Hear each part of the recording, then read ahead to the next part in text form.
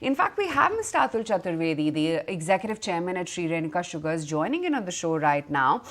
Uh, Mr. Chaturvedi, great to have you on the show. Thank you so much for taking the time out. Help us understand how big a relief does this really turn out to be for sugar players such as yours financially? In fact, a welcome decision which we had been anticipating for quite some time. In fact, when the ban came last year, it came as a bolt from the blue. And now possibly the government has realized that they definitely do need cane-juice ethanol. For us, we actually welcome this wholeheartedly, and it actually reflects two things. One, the government seriously committed to decarbonization of the country, and last year ban on cane juice and B-heavy ethanol was actually nothing but an aberration. Secondly, it also reflects the confidence in the decision makers that next year's crop looks to be quite good. The rain gods have been quite kind to India. So the confidence in the government is there that there's adequate stocks available.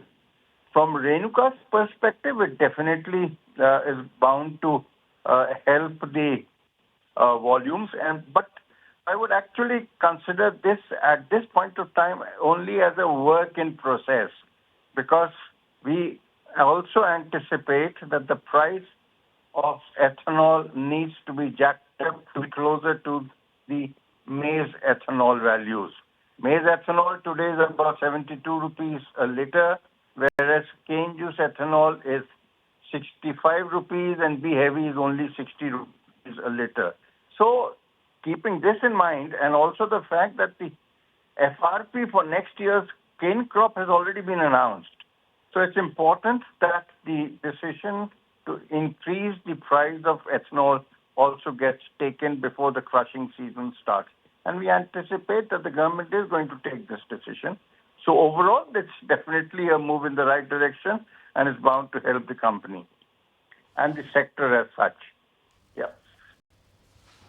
Right. And, can you give us a sense as well as to, I know you said that as of now, it seems to be in progress and in works, but give us a sense as to any sort of indications in terms of what the possible timeline could be and how that would be beneficial for the space or the sector? No, cane juice is only available once the crushing season is on. The crushing season in the country should start in October. So once the new crushing season kicks in, that's the real time when this impact would be felt. And this would help the sugar sector get rid of surplus sugar or cane juice immediately. So it should help the cash flows of the companies in the sugar space. So I think we'll have to wait for a month or so before the full impact starts getting reflected. Atul, the other thing I want to talk about is pricing as well, because we've seen Brazil sugarcane production decline, but EU, Thailand crop is expected to be better. So a lot of global factors as well at play, right? Wanting to understand, do you sense that there could be a surge in global sugar prices? And is that then going to impact domestic prices in any which way? Well, let's face one fact that India is totally an insulated market. What happens in the rest of the world doesn't really affect India. But having said that, Brazil has been lately facing some fires which have probably reduced the cane. But having said that, my understanding and our understanding is that even in the fires, the sugar doesn't get destroyed totally.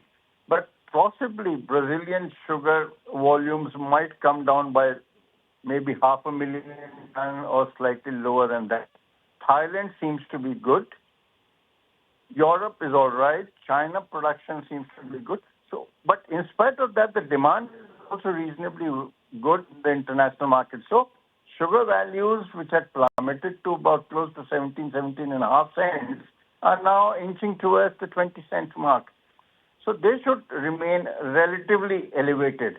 But as far as the Indian value is concerned, sugar as a sector is totally inflation-proof. The government has managed the sugar releases and the pricing so well that I think the Indian consumer has had it very good. So we don't expect sugar prices in the country to move up, even in spite of the fact that ethanol diversion would happen much more. But we have adequate stocks and absolutely no issue on that front. Yeah.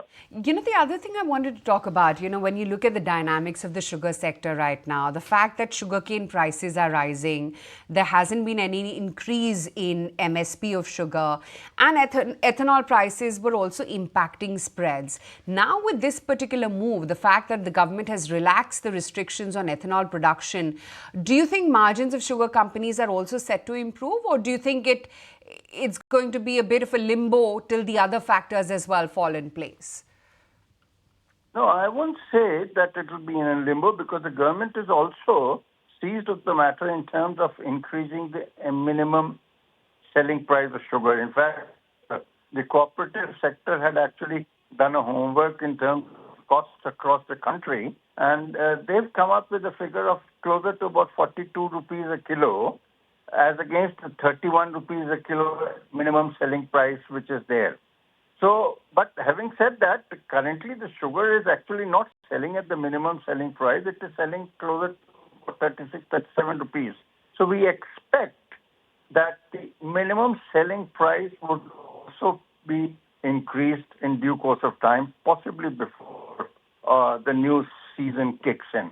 So government is seized of the matter and the industry is also pursuing it, and our association, ISMA, is also pursuing it vigorously, and the government is also seized of the matter. Because you can't keep jacking up the price of cane and not do anything about the minimum selling price. So I think we can expect that to also happen in due course of time.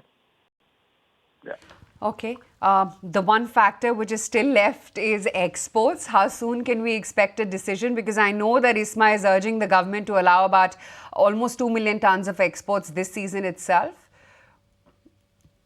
Honestly speaking, I see no reason why we should actually keep the export banned. And this is the best time because if we do not export, we might end up having a closing stock in excess of 9 million tons, whereas India can very well do with about 6 million tons or thereabouts. So I think there's no reason why we should not allow. And the high prices in the international market should actually help India improve the finances of not only the sugar sector, but also get rid of the burdensome stocks. So, and as far as the ethanol play is concerned, ethanol will not get produced tomorrow from cane juice. It can only be done once the crushing season starts, so which should be in October or thereabouts. So this is a beautiful window available to India. I hope people in Delhi, have the decision makers, probably see this in the same light as we are seeing it. Yeah. All right, certainly do. Thank you so much, Mr. Chaturvedi, for spelling out all that's happening within the sector and what the implications could be on Shree Renuka as well as on the space as a whole. If you like this video, then like, share and subscribe to ET Now.